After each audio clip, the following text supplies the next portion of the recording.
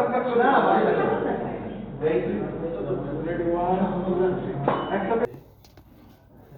নাগারে দীর্ঘদিন কাজ করেন এবং সিনিয়র স্পেশালিস্টে পরে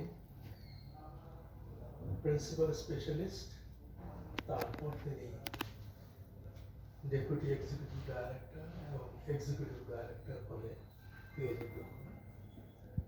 তাকে সর্বদাই দেখেছি তিনি অত্যন্ত পরিশ্রম এবং সকলের সাথে সৎ ব্যবহার করতেন। তিনি কখনোই কোন নির্দেশ পালনে পিছ পাচ্ছেন না, প্রচুর পরিশ্রম করে দিয়েছেন। বিশেষ করে পোস্টাল এলাকায় এই যে অবদান রেখেছেন বিভিন্ন ধরনের কাজে।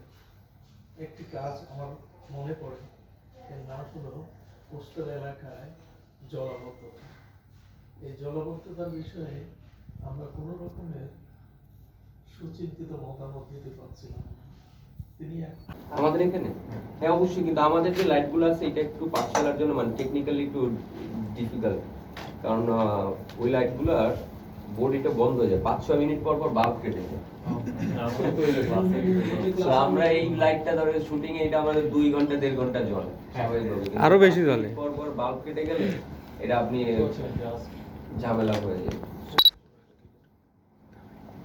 চলো দাও, লাইটটা দাও, ক্যামেরা তুলো, দেখি আমরা কি হয়। It's okay, take your time. Take a deep breath. Take your gate বন্ধ হয়ে গেছে, আর টেনশন করার দরকার নেই।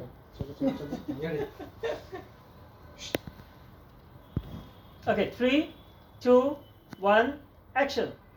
হ্যালো, আমি জেরি ত্রিপুরা। আমি কমফোর্ট ফার্নিচার সলিউশনের সেলস এক্সিকিউটিভ হিসেবে আছি। সেলস এক্সিকিউটিভ হিসেবে আমার কাজ হচ্ছে সিমলেস কাস্টমার সার্ভিস প্রোভাইড করা এবং প্রোডাক্ট কাস্টমাইজেশন অপশনগুলো বুঝিয়ে বলা। Good job. excellent. কেন? কি হয়েছে?